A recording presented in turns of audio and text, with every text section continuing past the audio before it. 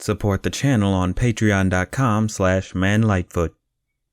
We're in an interesting time with cartoons right now. We've been getting some great stuff that kind of plays a bit against our expectations. Shows that can be more experimental with their animation, or their characters, or do whatever the hell Neo Yokio was supposed to be doing. There's just been a great assortment of cartoons that go beyond the pale of what's expected out of traditional storytelling. But there's one more recent show in particular that I believe breaks everyone's expectations, and that being The Owl House. Now, when we first got wind of this show when it was announced back in 2018, we thought it would just be something far different than what we'd expected, with its mentions of having horror elements, especially for a Disney property. The first season came and ended up being pretty good, but I can admit it didn't exactly live up to those horror elements. Now, of course, you don't blame the crew for that matter, but you more blame the head honchos. Horror? But that's neither here nor there. The first season was still able to get people invested in it by having these interesting characters that had their own arcs to them. But there still was the feeling that it was treading familiar territory. You know, family drama between siblings, magic schools, high school romances, evil pig creatures shrinking you and your friends down and using you for a circus act. It's all familiar ground we've seen a dozen times. But by the end of season 1, things start to change. We got the indication that the show is going to take a bit of a turn for the next season, and with season 2 halfway over, we definitely got some turns. Boy, did we get some turns. Throughout this season, we've been getting nothing but development after development, which is pretty unique for a lot of Western cartoons. Usually there are a few buffer episodes between major developments in the story or characters, but each episode has been constantly building upon each one. A lot of them going against what was expected in these fantasy shows and putting us in a new state of awareness for the series. So that's ultimately something I wanted to talk about. I do want to preface that the current season isn't finished and there's still a third season on the way, so stuff can change later with any new revelations, so just keep that in mind in the timing of this video. I should also mention that there is very much going to be spoilers for season 2 all throughout this video, so if you haven't watched it by now, don't watch this video unless you're okay with spoilers. Just putting that out there. Now, am I just making this because the second season has been so jam-packed with new shit that I want to ease the load for the eventual second thoughts that I'll make at the end of the season? Maybe. But either way, I genuinely believe this show breaks our preconceptions of what to expect from fantasy stories. I think there's a lot to be looked at with how this series breaks the fantasy. All right, every great sports story includes a training montage.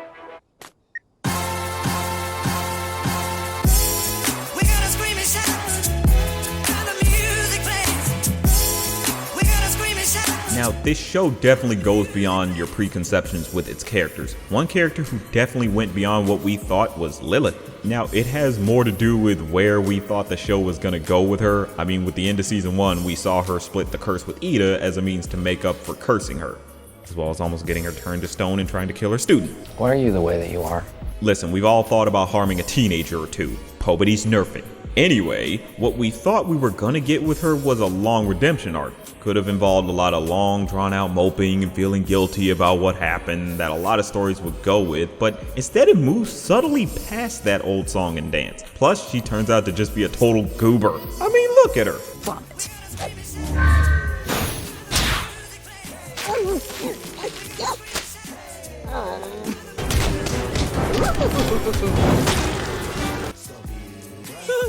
Watching the ink dry is the best part. Isn't she just marvelous? We do get her feeling guilty, but it doesn't linger unnecessarily because, simply put, you already know what would happen afterwards. The interesting thing with her is the fact that nobody stays upset with her and lets her into the group with open arms. It's a change of pace and doesn't feel contrived or rushed because she basically already did what she could do to make up for it by splitting the curse, which I should remind you turns you into this thing.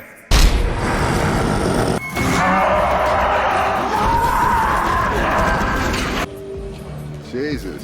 But speaking of the curse, there's one person who's had to deal with it the most. No, you stupid dicks. I'm talking about Ida. She sort of flips a lot of the fantasy tropes on their head. For one thing, usually the mentor dies with little to no real development to them. With Ida, there's actually a lot of development to her. With her curse, we find out it actually can count as an allegory to having a mental disability. Now, Leia from Toon Ruins lays out the point perfectly in her video, so I recommend watching that for a better in-depth look. But basically, we see that Ida's curse is something that she can't exactly make go away, but instead has to manage it like a mental disability.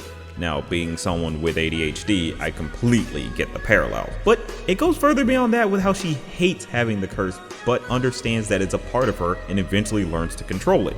Listen, neither of us want to be here, but we are, and there's no changing that. If we can't accept each other, this nightmare will never end.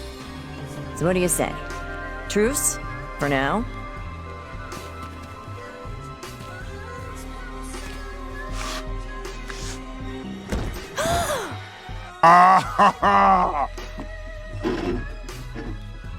Oh, that's hot. That's hot. We saw the negative effects it had on her life by making it drive her family and even her lover Rain away, all because she just wouldn't let her pride go and accept help. It was subtly hinted at in The Intruder back in season 1 when it was revealed that she never even told King about the curse, but her letting people in is what got her to actually find the positive side to her disability. I mean, let's not forget Hootie helped her finally face the beast within and gain her new form. Whoa, Hootie, you actually weirdly helped me. I'm like a harpy woman now. Yeah, you are. Okay, the thirsting stops there, I promise. Okay, one last one. You're hot. Moving on. Ida herself actually plays against expectations with how she learned to accept help from others. Her connection to Luz brought about every piece of change that was a betterment to her life. You helped me find King's Crown when you barely knew me. You saved me from turning to stone, and you even got me talking to my sister again. So, unfortunately for you, my life is pretty great because I'm friends with Luz the human. You think about it, that's what's unexpected with the student being the biggest reason for the master still being alive. Without Luz, Ida would have eventually got captured and turned to stone because no one would have been able to help her. This even affects how Ida acts. Instead of pushing people away and just being a loner type, she starts caring for others, even to a point that it's sort of motherly. Say that again and I steal your tongue. Right, Jesus. We see this further proved when she was close to letting herself die for a rebellion, only to be stopped when it came into question about King and Luz. She became soft once she gained responsibility, all for the better. She was a loner, but she sees that there's value in family. Is that what you wanted to tell me this whole time? And if you sign here, it'll be official. Ida, are you okay?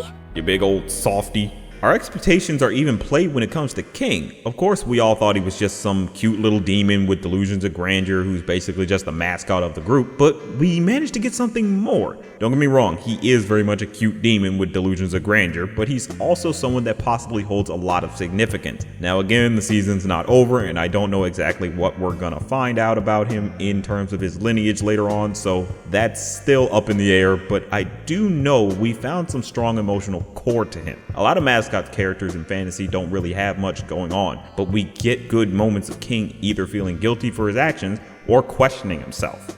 Everyone lied. And I was too caught up in the fantasy to realize it. I don't know what to do, Luz. I can't tell what's real and what's fake. He pushes past that trope of the cute mascot and has actual depth that you wouldn't expect him to have. Hell, I wrongfully expected him to be the son of the Titan, but if you look at the Titan, it looks nothing like him. You dumb motherfucker.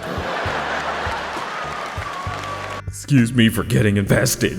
There's also Hootie, who, let's face it, everyone hated at the beginning, but turned everything around by being pretty integral for major developments with the characters, be it King's powerful scream, Ida's harpy form, or hell, Luz and Amity getting together. He managed to go beyond what anyone thought he was gonna be for the show. In fact, it's pretty interesting with how they have these developments in the same episode, and it doesn't feel rushed. Everyone's developments all work within a short story format that comes together by the end. Everything feels like it got its natural progression, which works much better than having them all be in separate episodes that would have just taken up time. Just shows that the show can play to a different tune even in the formatting. But anywho, there are certain new characters that play against the fantasy of what the audience was expecting, like most notably Ida and Lilith's mom, Gwendolyn.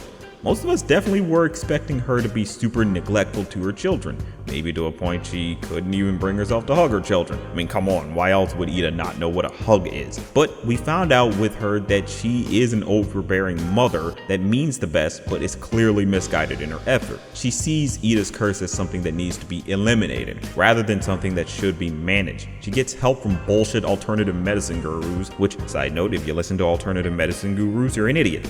I don't make the rules. I digress. digress. With that revelation about her, we see it did negatively affect her relationship with her daughters. So much that it drove Ida away from her, and she neglected her other daughter, Lilith, just to help her out with the curse. We expected she'd be too far gone and Ida would just kick her out of her life, but no. Gwendolyn takes it upon herself to actually correct her mistakes and even realizes she was just being taken advantage of by the guru. Ida told me she found something that made it manageable at least, but I didn't listen. I could give you the next volume. 5% off. 10% off. Leave. And if I ever see you in Bonesboro again, every beast in the forest will be after your head. Say that again. I couldn't hear you over the sound of me shitting myself. Yeah, I would not fuck with Mama over there, especially not with those gains. We got Gwen making up with her daughter, even having Lilith go with her back home to make up for lost time. Of course we thought Lilith was going to be a permanent member of the Owl House, but that's what I mean when I say this show plays against the fantasy. Now I know you're all probably thinking, what about Luz and Amity in the romance? Listen, you can't just jump into it. You gotta ease into these things. Set the tone. The transitions into romance gotta be smooth. You're about as smooth as a dirt road. Hate it here.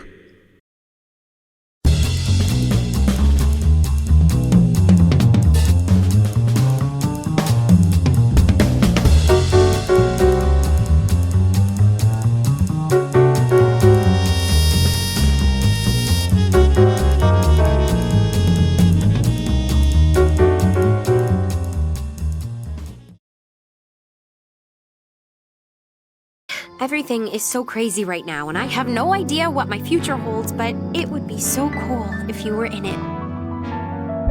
May I have this dance?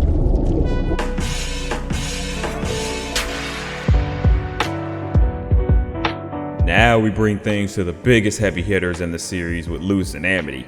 Am I only bringing up Luz and Amity now so I wouldn't have to talk about them multiple times?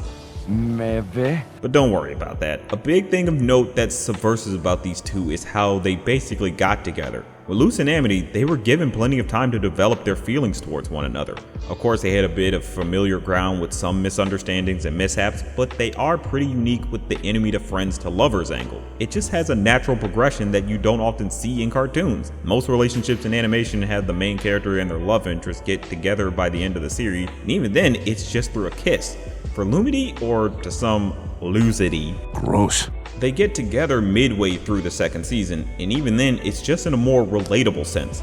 Well, it's about as relatable as your crush getting eaten and digested and delivered to your basement by your house demon to confess through a tunnel of love can be. Say what? It happens. Anyway, it's not really done in the most flashy way. Luz and Amity just ask each other out, which plays against the flashiness, kind of breaking the idea of the confession needing to be this extravagant display when your significant other is okay with something simple. Though in Amity's case, she was feeling some of that mushy shit.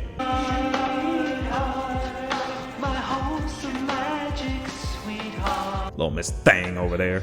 The romance is different by not having anything hinge on it. Don't get me wrong, Luz and especially Amity gained some development through this relationship, which I'll get more into in a minute, but the show is clever not to have their love be the crux of the main story. If Luz and Amity were to just be friends, it wouldn't hurt the story. It's pretty refreshing to get a love story that doesn't use the love conquers all trope. It's just the simple teenage nerves that get in the way for them.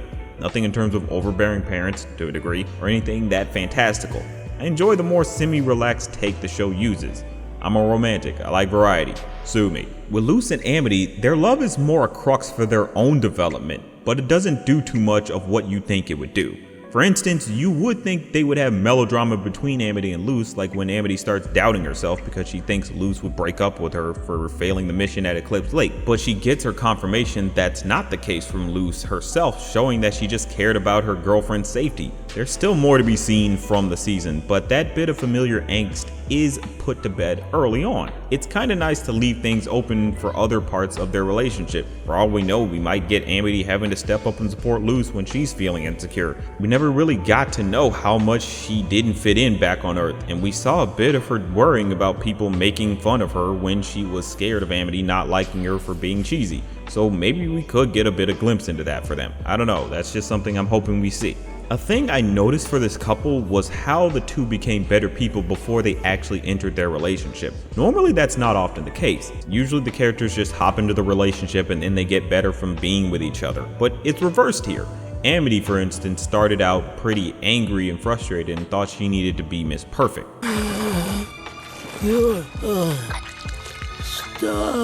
Aww, it's like mine, but much smaller and meaningless. As top student, it's my duty to tell you to keep at it. Even you could get a passing grade someday. Nerd! But she ends up learning to be a better person and finds the true friend group she needed before she dates Luz. The same thing happens with Luz, with her learning to take charge and correct her mistakes on her own, especially when she got Amity fired from her job before she dates her. It's a nice switch up on character betterment for a relationship. Speaking individually of these two, they both play against what you would expect. With Amity, there's a personality change that goes with her new look. Usually characters that get an update to their look, you can see a semblance of that old person. But with Amity, the way she looks now wouldn't fit with how she was in the past, and vice versa. Green-haired Amity wouldn't fit right if she acted like lavender-haired Amity. Seriously, look at these two. You can't say they're the same. Lavender hair Amity is more nice and accepting of who she is as well as others. She doesn't feel she needs someone else's approval, unlike green haired Amity. So all those bald headed or nappy headed hoes doubting her new cut can sit down. I like your cut, G. A nice thing that I think is a good change of pace is how Amity disregards her dream of joining the Emperor's Coven. We saw in Convention it was her dream and how crushed she was when she got embarrassed in front of them. But an honestly cool detail with her is that she moves on from it without any episodes showing her struggle with it. Yep, she ends up helping Luz and the gang against the Coven in Eclipse Lake, no problem. You're left to infer that since she got betrayed by the Coven when Lilith was her mentor, that was enough for her to see the Emperor's Coven ain't shit. Added on with the fact that her crush faced off against the Emperor, so she's just like fuck it and chose Luz's side. It just kinda lets the audience put two and two together without needing to hold their hands, which is pretty refreshing. Now with Luz, she basically embodies not really knowing what you want. With a lot of main characters in animation, they have some long-term goal in mind, but for Luz, she's not sure what she wants. She wants to be a witch, but that's way too vague. I want to be a witch! You stupid. She also wants to get back to her mom, but that's more short term. It leaves you guessing what her big goal is gonna be. It's a different way for them to get you invested into a main character. Also, a specific take for Luz I find unique is that Luz isn't exactly a pushover. Even though she's in a foreign land, she never lets anyone take advantage of her. A lot of characters that fall into the isekai trope usually have a thing of being special, like it's predestined or they're just really good at almost everything. But for Luz, she's not special and really does have to adapt to her new freaky environment. I'm a bad boy. Sure, Jan. Amphibia also plays to this idea as well, but that's a topic for another day. But I do enjoy that Luz relies more on her own skills and instincts to get through whatever situation she's in. The show even says it themselves in the second episode of season 1, saying she just has to make her own destiny. Everyone wants to believe they're chosen. But if we all waited around for a prophecy to make us special, we'd die waiting. And that's why you need to choose yourself. Does that mean you'll give me a magic staff of my own? Not yet, but someday. They even avoid the trope of the important parent for Luz. Could have easily made her dad like a wizard that had a secret life, but they don't bother with it. It flips things on its head to let you know it's not that type of story. Luz and Amity are a pretty unique couple. Normally with couples in animation, you find yourself losing interest in them after they get together because you're not gonna see too much new in terms of development. But with Lumity, there's nothing but potential. They both haven't dated anyone before, so this is all new territory for them, which gets you more invested in wanting to see how they grow from this relationship. You can genuinely see the relationship grow from its infancy. It's just amazing how these major characters can flip the fantasy you were expecting on its head. But you might be thinking, what about all the other people the series introduced, or even the world itself? No, we're not. Well, you're gonna find out about them anyway, you assholes. Our family is gone because of wild magic. You better back the heck down. We have to focus on what's best for the family. Turn the beat up. The show makes a concerted effort to not just rely on the main cast for its subversions, There are certain characters and even the world that plays around with what you were expecting. But I should say we don't have a lot to go off of since some characters just got introduced this first half of the season or more or less didn't actually get proper screen time, so there's still more to discover for some of these characters. That being said, the main antagonist Emperor Belos, again, there's only so much info about him at this particular time, so I won't go into any speculative points, but he definitely is a bit intriguing. I can't say he's different from what I was expecting. He doesn't really go out of his way to attack the Owl crew and more just leaves them to their devices. We also see he's got some sort of problem having to do with a curse or some sort of plague he has. The show even decides to give us a face reveal fairly early on. Of course, it's just like that Justice League moment though. I have no idea who this is. But it does go against expectations because it could have been left closer to the end. There's still more to be seen about him, but he does leave you guessing what's up. Some characters that we only got a small glimpse of in season 1 actually went way beyond what we thought they were going to be. That being Amity's parents, Odalia and Alador Blight. At first in our minds, we thought they were just going to be the basic bitch nobles, you know, wanting the absolute best for their children, all for the sake of their family name, pushing their kids to be prim and proper and total loyalists to the Emperor. But instead they just turned out to be capitalist pigs. Of course, they are overbearing to Amity, particularly Odalia, by wanting her to focus more on her studies, even going so far as to get Amity's friends expelled. What a bitch. We get to see just how controlling she is of Amity by telepathically invading Amity's mind and giving her commands. Wait a minute, hold on. Yeah, it's pretty fucked. Not sure if they're gonna follow up with that factoid, but it does flip things on its head. But there's another subversion that ended up happening with the subversion. What a twist! Alador doesn't seem that interested in trying to control Amity from what we've seen. Granted, we've only gotten a bit of him, but he comes across as possibly having some positive motives to him by the way he was looking at Amity stand up for her friends and save Luz. Kinda has that I'm proud of my daughter vibe to it. It acts as a sort of challenge to the preconceptions you may have had about him. There was a major thing that got introduced back in the first season. We found out that someone was sending letters to Luz's mom with Luz none the wiser. We speculated thinking it would be some giant conspiracy involving Belos or Ida or maybe even Luz's dad. This season showed off another hint in that it's a doppelganger of Luz, kind of proving the theory of creepy Luz to have some weight to it. Then the mid-season finale came and we found out it was a basilisk named V that escaped back in the first episode of season 1 and disguised herself as Luz. This definitely goes against what we were expecting because we found out that she actually has no ill intentions. She was just trying to get away from Belos. There's no bigger conspiracy or nothing. She just took Luz's place and went to camp for her, which explains the letters being written. We were prepared to hate her, but what ended up happening is now everyone wants to protect her. She just seems so sweet and innocent in all this, especially when she gets captured by a flat earther nut job. Witches and demons are real. And they're all sent from Mars to harvest human teeth to power their time machine.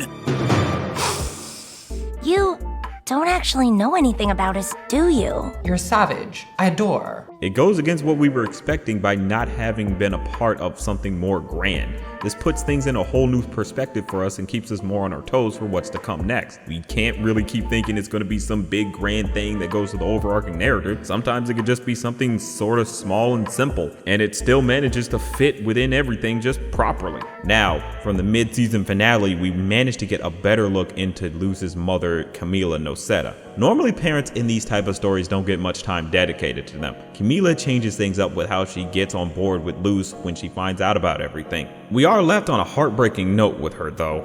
You get her being upset since in her mind, her own child chose to run away. You chose to stay there? Oh, Were you trying to live out some witch fantasy? Did you hate living with me that much? Mama, no! When you come home, promise you'll stay here. I didn't mean to push you away. I swear things will be different. Mom, it's not you. It never was. Kiss me, Luz. Please. Usually the parents would freak out a bit with the child going to another world and be over it, but with Camila, she believes that Luz left her behind because Luz thought she wasn't a good mother.